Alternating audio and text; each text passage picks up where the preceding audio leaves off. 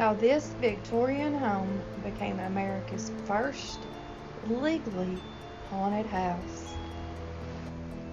Haunted houses, ghost stories, and paranormal activity.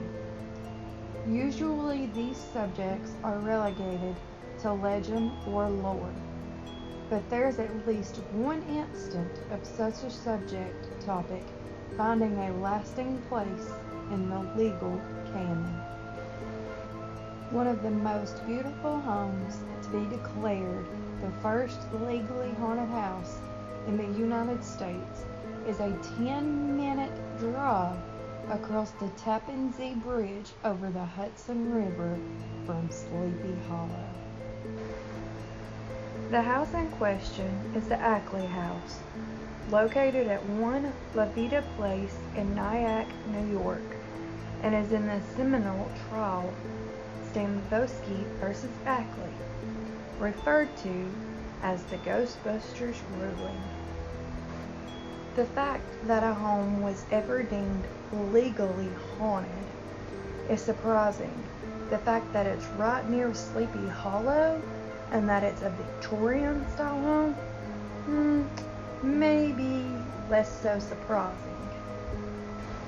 Is there something about this region that makes it particularly skeptical to otherworldly visitors, or is it just a coincidence?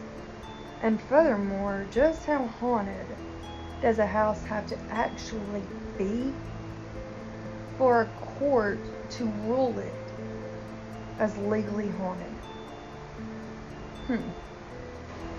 La Vida Place is in a cul-de-sac in the commuter town of Nyack. Built in 1890, the 3-story beautiful Victorian home at number 1 is constructed of horizontal wood paneling. It's set back behind a front lawn and elevated above the river with breathtaking views from almost every room and window. It features a charming tower, a scenic wraparound porch, and even a fenced-in pool. Inside, there are 8 bedrooms and 4.5 baths. But despite the spaciousness, the home was designed to feel homey and comforting, with nooks and intimate smaller spaces carved out of larger rooms throughout the entire home. Some of the period details include stained glass windows, hardwood floors, and elaborate moldings. Little is known about the early occupants, though according to research, it was likely home to a family that is still in the area until it went unoccupied for about a decade in the 1960s. Fortunately, La Vida isn't the site of any highly publicized murders or tragedies.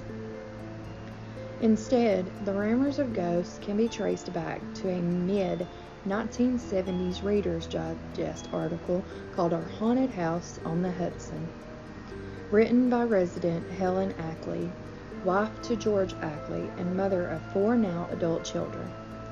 In it, she wrote about the family's many ghostly roommates while they lived happily in the home. Both parents experienced some hauntings, of course. Most notably, George swears he saw a pair of disembodied, moccasin-clad feet walk by him from the hallway above the staircase he was standing in, while Helen witnessed a man emerged in Revolutionary War attire while she was repainting the entryway of the home. While daughter Cynthia, who was in high school at the time, was awakened daily by something shaking her bed until she politely asked the room to let her sleep in.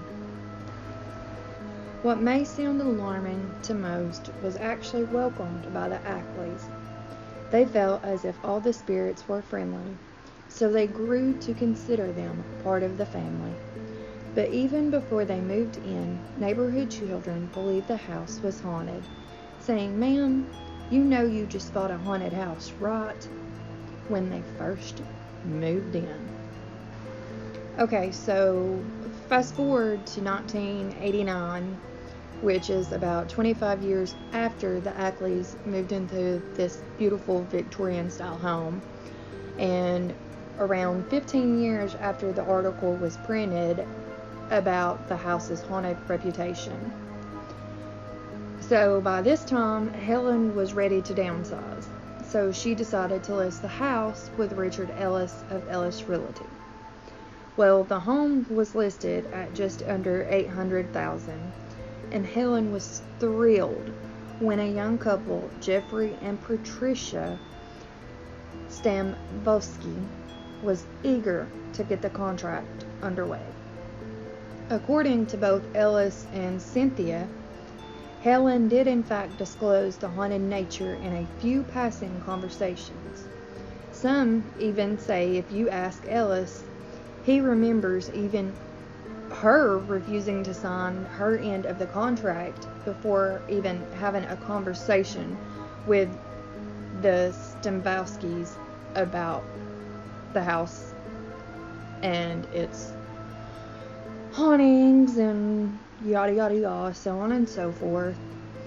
Well, while the Stambowskis claim they found out about the local folklore through a contractor, and that they wouldn't have wanted to buy the property had they have known. Well, Jeffrey has always asserted that he doesn't believe in ghosts, but he does believe in the market and that other people who do believe in ghosts can actually impact it. Because these interactions weren't properly documented, we'll never for sure know what the Stambowskis did or didn't learn about through Helen and Ellis. But regardless, Helen was notified that the Stambowskis wanted to pull out after she received the down payment, and filed an action against her for fraudulently misrepresenting a material condition of the home, meaning she didn't mention the ghost.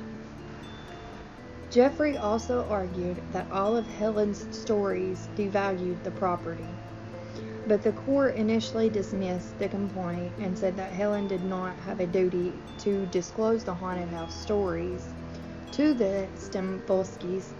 This is because the state of New York operated under, well, let's just say buyers beware law.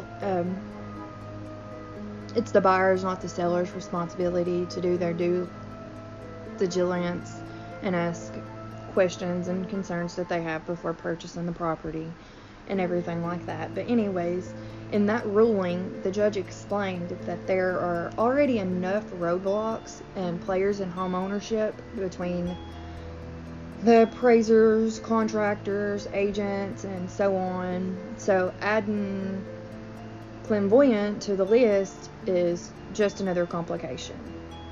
So unsatisfied, the Stambowskis appealed the decision, which brought the case to the New York State Supreme Court. Justice Rebune disagreed with the former dismissal and was joined by two other judges to form the majority opinion that the buyer beware should be set aside in this context because that defect isn't a physical one. But so this acknowledged that things like a crime or a reputation based on past occurrences in a location can devaluate the market value of the said property, and this should be disclosed by the seller, yada yada yada.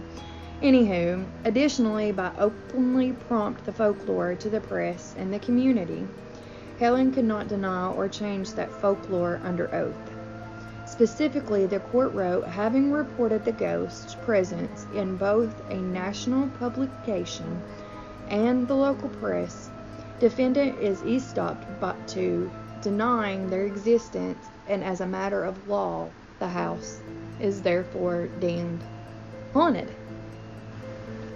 As legal scholar Eric Goldman explained to us, Helen owed the Stambowskis that same level of promotional effort because of her conduct before the litigation. Goldman went on to say that he doesn't believe the court was really thinking about setting a new precedent. I think the judge has looked at it as a one-off type of ruling, trying to come up with a solution that was equitable and fair for both parties involved. He also acknowledged that while the court applied the standard as if the house were legally haunted, that particular line out of a court opinion is in the top 10 most remarkable statements I've ever seen a court make.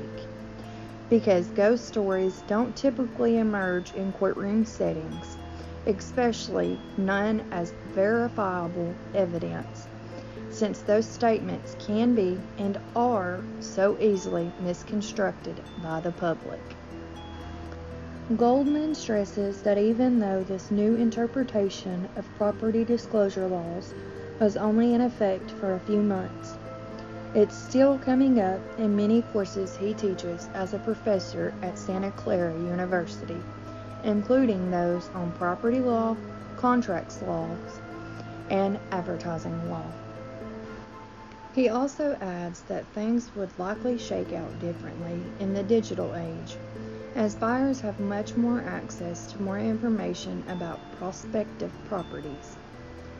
La Vida Place has since changed hands frequently, with Ellis saying maybe it's because of the energy there, considering that it is unusual for a property like this to change hands so frequently, yet he also thinks it's not important to disclose a perceived haunting.